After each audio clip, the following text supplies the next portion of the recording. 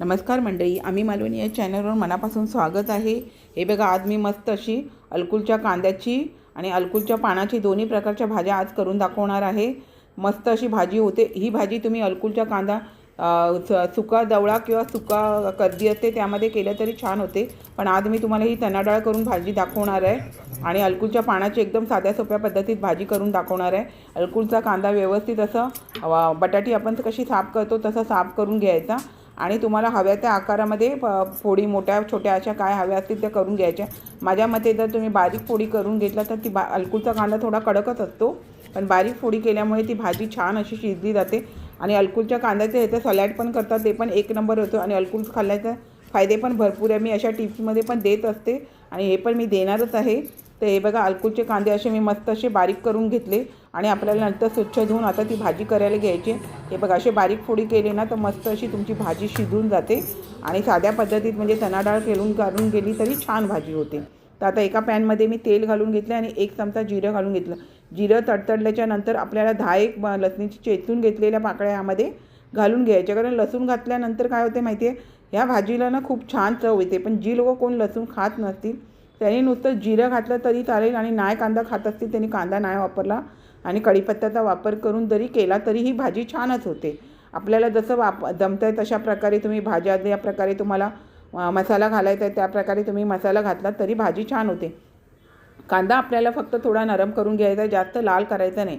अगदी नरम झाला तर आपल्याला ह्यामध्ये टोमॅटो घालून घ्यायचा। टोमॅटो आपल्याला नरम करण्यासाठी झाकण ठेवायचं किंवा तुम्ही मीठ घालून जरी तुम्ही टोमॅटो कांदा नरम करून घेतलात तरी चालून जातं, पण आता मी मीठ घालत नाही आहे, नंतर मीठ घालणार आहे। त्याच्यामुळे आता हे टोमॅटो घालून मी टोमॅटो छान परतवून त्यावरती झाकण ठेवून घेणार आहे। झाकण ठेवल्यामुळे काय होतं म्हणजे थोडासा का होईना टोमॅटो कांदा असा नरम होऊन जातो, त्यामुळे बारीक गॅस करूनच झाकण ठेवायचं, फास्ट गॅस करून झाकण ठेवायचं नाही।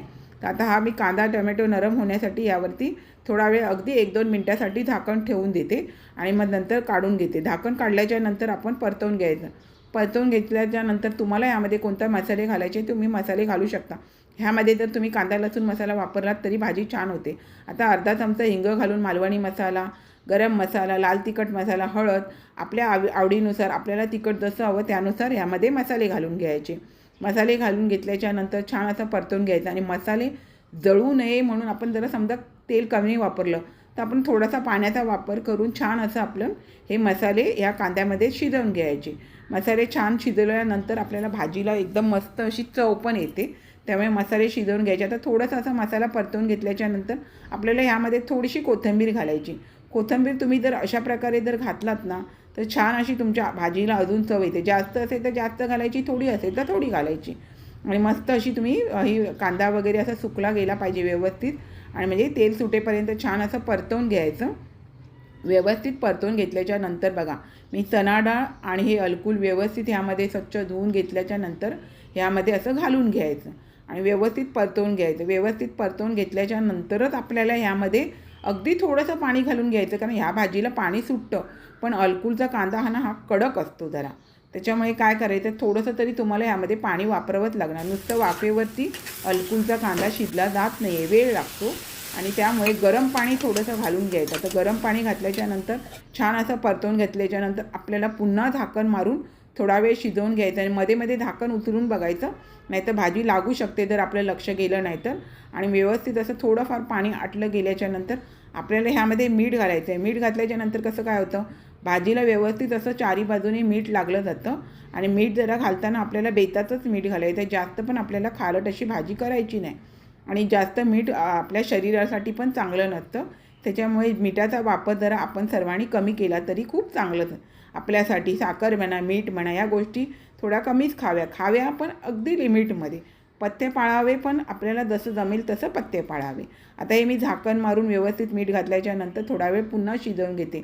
अगदी बऱ्यापैकी असं हे पाणी आपलं आटलं गेलेलं आहे। आता पाणी आटलं गेलं आहे तरी पण आपल्याला ह्यामध्ये थोडंसं पाणी दिसते, तुम्हाला थपथपीत ठेवायची असेल तरी चालून जाते। आता बघा, डाळ पण चांगली शिजली आणि आपल्या अलकुलचा कांदा पण असा छान शिजला गेलेला आहे आणि आता ह्यामध्ये थोडंसं पाणी आहे ते मी आता सुकेपर्यंत थोडं शिजवून घेते झाकण न ठेवता। आणि जर तुम्हाला असं ठेवायचं असेल थपथपीत तर चालून जाईल, पण मला जरा सुकवून घ्यायचं आहे, त्याच्यामुळे आता हे सुकल्याच्या नंतरच आपल्याला ह्यामध्ये ओल्या नारळाचा कीस घालून घ्यायचं आहे। कारण आता मालवणी बोललं तर ओल्या नारळाचा कीस आम्ही घालतोच, त्याच्यामुळे ओल्या नारळाचं खीस घालून आपण छान अशी भाजी परतवून घ्यायची. एक नंबर मंडळी भाजी होते. तुम्ही जर शेंगदाण्याचा कूट वापरत असाल आणि शेंगदाण्याचं कूट घातलं तरी चालेल आणि काहीच नाही घातलं आणि नुसती कोथिंबीर घातली तरी चालेल. आणि ही भाजी नॉनव्हेजमध्ये पण कर्दी जवळा घालून पण करतात. एक नंबर त्या प्रकारे पण ती भाजी होते आणि चणा डाळ घालून किंवा मूग डाळ घालून पण ही भाजी छान होते. सीझनमध्ये अशा भाज्या होतात तर तुम्ही आपण अशा प्रकारच्या भाज्या नक्की करा. आणि हे बघा मस्त अशी आपली भाजी झालेली आहे. मी गॅस बंद करून घेतला आणि आता ह्यामध्ये थोडीशी कोथिंबीर घालून घ्यायची. एक नंबर मंडळी बघा अलकुलची भाजी होते. आपण नक्की सीझन येतो आहे काय येतो आहे सीझनमध्ये ज्या ज्या प्रकारच्या भाज्या भेटतात त्या प्रकारच्या तुम्ही भाज्या नक्की करा. आता मी काय करते ही भाजी तर आपली झालेली आहे आणि पानं बाजूला ठेवलेली आहे. तर आता मी पानाची पण भाजी करून घेते. पानाची भाजी पण एक नंबर होते. पानं फेकू नका.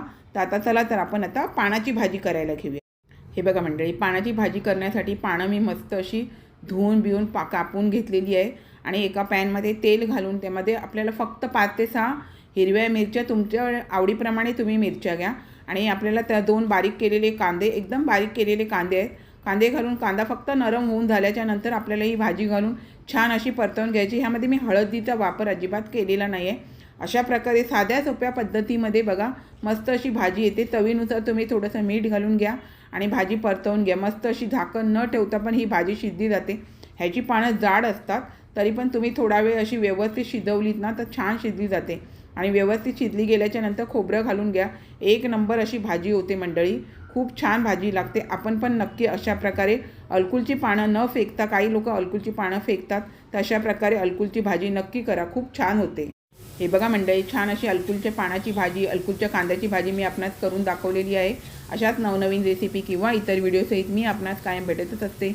आपण माझ्या चॅनलला लाईक शेअर सबस्क्राईब हाईप करायला विसरू नका. चला तर आता इथेच थांबते. मस्त खा स्वस्त राहा. आपण माझे व्हिडिओ पूर्ण पाहता त्याबद्दल मनापासून खूप खूप धन्यवाद.